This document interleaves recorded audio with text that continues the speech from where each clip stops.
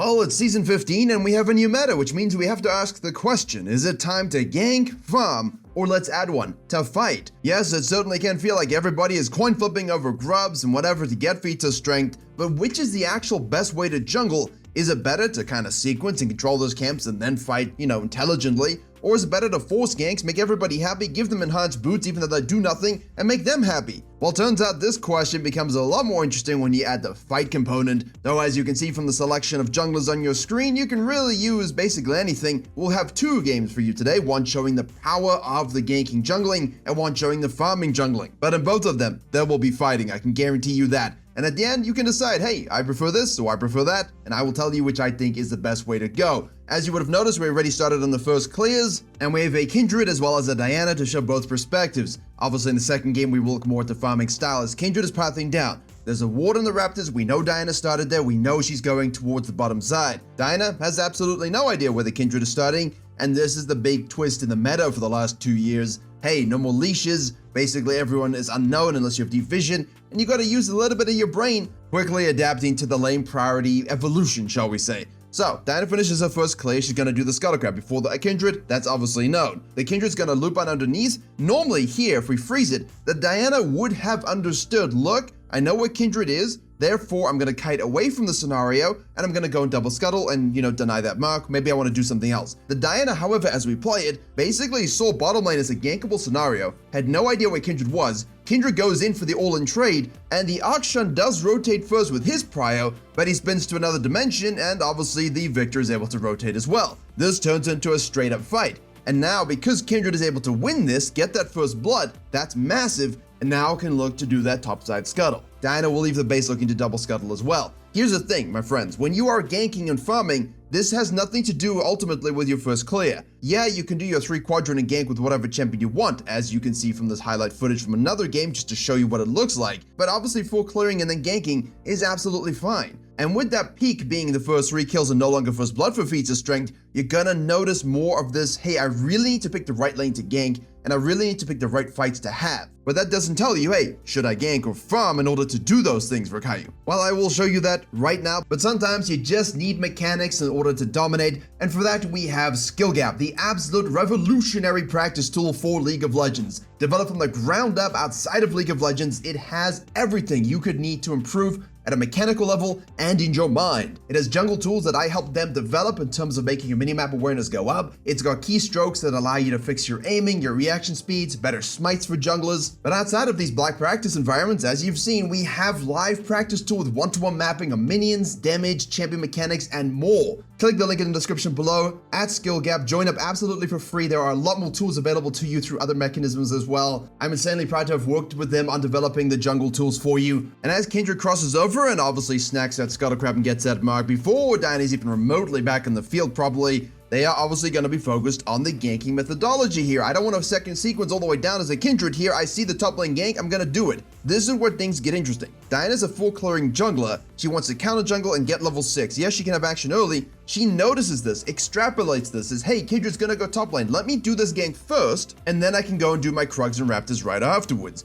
This is the most important thing about this. Just because I say farming jungle doesn't mean you're not ganking and fighting. Just because I say ganking jungler doesn't mean you're not farming. It's about how much of each you do. In Diana's case, in any farming jungler's case, if this is your preferred style, the idea is, hey, full sequence, do a gank. Before I sequence again, can I gank? And then you sequence again if you can or cannot, and then you gank again afterwards, right? You're ganking either side of your sequencing, whereas Kindred is gonna look for those ganks, Lee Sin's gonna look for those ganks as rotations as much as possible. Like you see here, out of base, I'm gonna go and do the Grump, Sion is cut through the turret. Instead of saying, well, I need to get level 6 and farm all the way down, you say, no, cool, fisting, marks, I can do that, and you go for the fight. Diana has already done the Grump and the Raptors, now sees the Kindred there, will cut away, take the Raptors, and take their Krugs. Normally as a ganking jungler in the past, this is what really hurts you, right? But in Season 15, there's a lot more reward to actively being there for your team skirmishes if you want them to be there for your skirmishes. So Kindred now will get absolutely free grubbies. And this is where you see Kindred play a lot more free without being weighed down by the concept of sequencing and maximizing experience. Everybody needs to maximize experience, don't get me wrong, but the Diana's way more concerned about this. After the grubs, the Kindred can look top lane or mid lane for a gank again. Does so, gets into the kills so. will then fall back down to the blue. Yeah, the Diana did the dragon, but you notice how she doesn't fall back to her camps? She goes back to base because she's now worried that her respawn camps on the top side are going to be taken by Kindred. She wants to deny that and prevent that because she needs that experience to really become useful later on, whereas Kindred's just getting free kills, free objectives, falling back to camps, getting a lot of experience. It's not exactly fun to watch if you're farming jungler when a Kindred is getting this fed. Naturally here, we carry on sequencing down with the Diana, and the Kindred will go back to base and buy the Kraken Slayer. Now, here's the thing about farming junglers that good ones will do and bad ones will not. Because we have good control of our camps, when we go counter jungling like the Diana wants to do, if there is a gank or fight to be had in between or while we're moving along, you take the fight, you grab the double. This gives you lethal counter jungling range, and the Kindred now can hold waves, clear whatever camps is able to be cleared, and then because Diana leaves and goes back to base, the Kindred now says, alright, look, I've caught up in CS, and remember the Kindred was down in CS because farming versus fighting and ganking, I'm now going to be aggressive. This is where your champion needs to be able to do this. You know, I'm not going to run into their enemy jungler as a super squishy scaling jungler because the Diana will just kill me. Also, we have no pry on the bot side. However, because the Kindred did that first fight and gank, because the Kindred drove by mid lane, because the Kindred has ganked top lane a lot and gotten many kills, now you can force the issue by fighting a lot more than in previous seasons. Teams are ready to do it because feats of strength just puts a label to something they should have been doing anyway, which is rotate for fights over objectives and get the first turret. Apparently, a lot of laners needed to be told what to do and how to play League of Legends. Junglers didn't, but in this particular case, Kindred gets more kills, Diana dies again. Yeah, the laners rotated over, and yes, it was an aggressive move, but that's the whole damn point of ganking often early. So force fights with your item spike where you are actually kind of juiced and strong. Absolutely massive. Now Kindred knows, okay, let me go back to base after Krugs, I can reset, we can go for the grubs. Diana's not going to feel a little bit stressed. Look, if I'm a farming jungler here, Kindred's getting all these kills from those ganks and now these fights,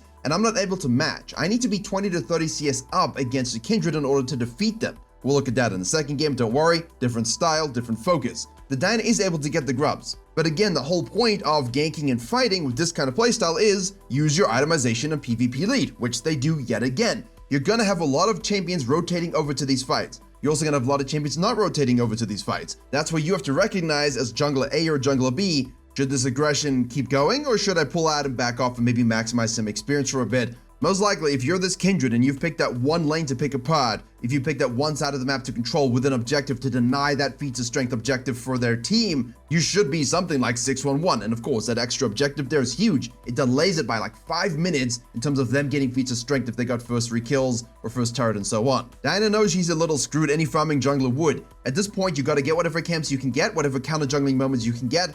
And in theory here, you should not be fighting this dragon. You should recognize, look, this just ain't gonna happen, I'ma back off. Unfortunately, because Kindred forces the issue really aggressively, another fight evolves, and of course you're seeing here the two differences in jungling approaches. Kindred is less reliant on the lane prio because they can hold off and kill a lot of stuff without any help. Help will eventually arrive in this particular fighting-based meta. The Kindred used fighting to create ganking to create fighting, and in turn, fought around objectives that gave them now first turret through some counter jungling, and yes, stayed out a long period of time. This extended sequence here, staying out longer than you normally would, just to keep that fighting and ganking pressure up, is why the Kindred is able to snowball this game so hard. Even if Diana was able to sequence a little bit more and now get some counter jungling and some more camps, which she's done, it really doesn't matter at this point. The Kindred's experience in gold is too far out. Now, just before we transition to how you would do this as a farming jungler in Diana's situation perhaps, the reason why I focus on the feats of strength here is not because the boots are inherently strong. They're weak, and they really only provide use cases at certain spiky moments when you fight over Aftercan, you fight over Baron, and you have 750 gold and you can use it. Yeah, it's a small little stat boost, and they will buff it.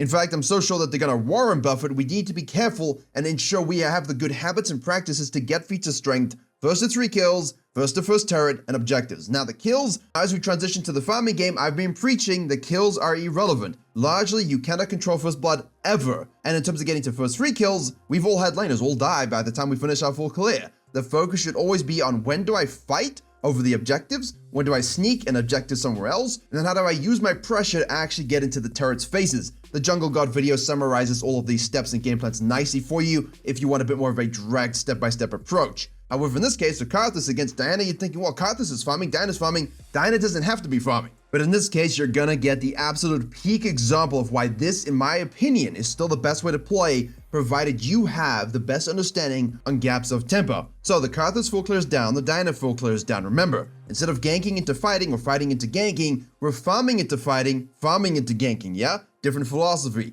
We push the Diana off of the bottom crab. We snack that baby. We go back to base. Diana has already taken that scuttle and gone back to base herself. This means that the tempo advantage is in the Karthus' favor. He leaves base with item, he goes top lane, sees a gank. Before he sequences, goes for the gank. Now he can sequence all the way down again. That's the goal. Farm, gank, gank, farm. Whereas the Kindred, you saw a little bit of ganking, an objective, some ganking, some farming, some ganking. But because he did that, the enemy top laner from the Dyna's perspective is also low. So before she does her sequence, she goes and ganks top lane and gets a kill. Because her full clear was slower, she had tempo debt to the Karthus. That means in terms of full clearing and getting to places faster, he would have been first. She was in debt with time. But now this doesn't always work out in your advantage because the Karthus finishes his full clear, he looks at the state of the map and he's like, you know what?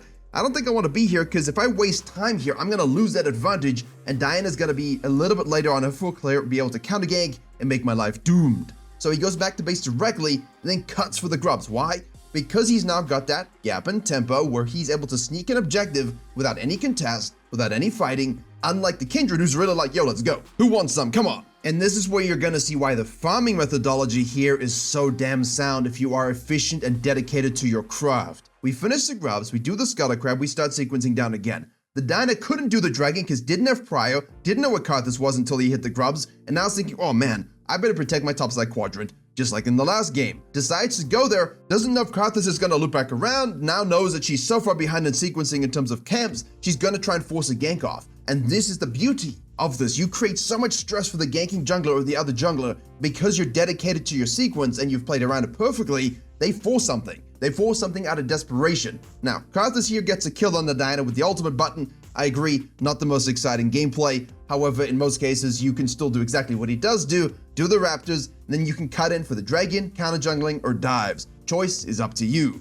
And because the Diana died, she's gonna respawn and have to go to the bottom side quadrant. The Karthus here doesn't see anything else that looks frisky or exciting, so he just falls back to his Crocs and Raptors. Excuse me, Red Buff, you already did Raptors. I'm not even gonna cut that. And he's gonna go back to base and now go to the top lane. If you have farmed very, very well, and it doesn't matter what champion you're playing, you're gonna have a very big gap between the time you finish your sequence and the time you can start your sequence. So Karthus is here is a little bit corrupted because he did the dragon in the middle of it to react to the Dyna's weird plays, which means lane gank, don't mind if I do. If you're Rengar, same thing. Kite back to your top quadrant, finish that baby off, and now we can go fisting and fighting over the grubs. However, here we go 100% speed. If you notice, okay, look, I don't want to cut into the fog of war just yet. There's a bit of fighting going on, or I want to let the situation develop a bit. As a farming sequencing jungler here, snack your Raptors too because they're out of sequence with your Krugs, and then look to react to the fight. The Dyna is obviously trying to force again. Use your body, rotate to it. You don't always have to fight, but just put your body on the line and say, look, I don't think we should, I'll win, so go away. And of course, if they want to fight, you just kill them. And yes, from there, you use that fight to get your ass into the grub pit. This will be third advantage for us in terms of objective. Boom! So if you got the first 3 kills, now you get the first 3 objective, well done, you got feature strength, you got a small little upgrade. Again, don't care about that, it's more about the principles of doing because it gives you advantages, not the principles of getting boots. The reward is the golden experience and the LP, not the stupid boots. But if there's one good thing from the Kindred gameplay that you can use here, it's that, okay, now I've done this objective, I see a gank top lane, let me do that. Don't fall back to your sequencing blindly. Don't go back to base and carry on farming. At this stage in the game, at this 14, 15, 16 minute stage, no longer can you be ultra passive. Go ahead and get the gank off and push the turret. Now, obviously here, this is only 11, 12 minutes. I know you recognize that the game state is quite fast in this particular challenger game. But in your games, it might not be uncommon for this to be a little bit later. However, the point stands. After this objective and this gank, push and try and take that turret. Maximize that plate gold, really try and snack that first turret, especially if your team gave up the first 3 kills, which means you're behind the gold anyway. You could really use that gold to slingshot back into the game from the turrets, and you just get more fed as well. From the Karthus' perspective, he's got such a big downtime between camps now, he can afford to invest his time very easily. And here you can now see the benefits of this and the downsides of that. Karthus back to base, sequences down. The Dyna once more, opposite quadrant, trying to get out ahead of the Karthus here as quickly as possible. I'm really moving my hands to say, let's go get the ganks, get the dive. She's unable to. He sequences quickly, rotates and counter ganks. Compare and contrast this to the style of ganking from the Kindred, play more like that. If you are on the opposite side to the enemy jungler and they're counter jungling you, don't care. Take your objective, kill the laner, take your camps, kill the laner again. Maybe you can now kill them again or kill mid lane. look to really set up a tent somewhere and don't care too much about losing one rotation of camps to a farming jungler. It ain't worth inting the game away. And that's exactly the difference here between the Karthus and the Diana from last game against the Kindred. That Diana was trying to farm it up, didn't do it well. Karthus did. This Diana tried to gank it up like Kindred, didn't do it well, but the Kindred did. You've got great examples here of how to actually fight and gank as a mechanism together, and then farming and ganking as well as then fighting as a mechanism together. Therefore, my advice is, if you're in an MMR that's quite volatile, I do recommend more of the ganking and fighting mechanism, using a champion that represents your mechanical skill. Don't lock in Lee Sin and Bronze and expect great results. Likewise, if you're someone who enjoys one of the farming tempo champions, you can still do exactly what you've always done. Just be aware of you might need to fight a little bit more, react and rotate a little bit more to those ganking junglers, and punish their over-aggression or their impatience when you're just out farming them. As you can see, this results in exactly the same damn thing. If done well, you're a really fit jungler who can push into the mid-game, take over the Autocon, and close out using typical macro. To talk more about those mechanics and how to use them in Season 15 to properly win as a jungle god, click the video on your screen now.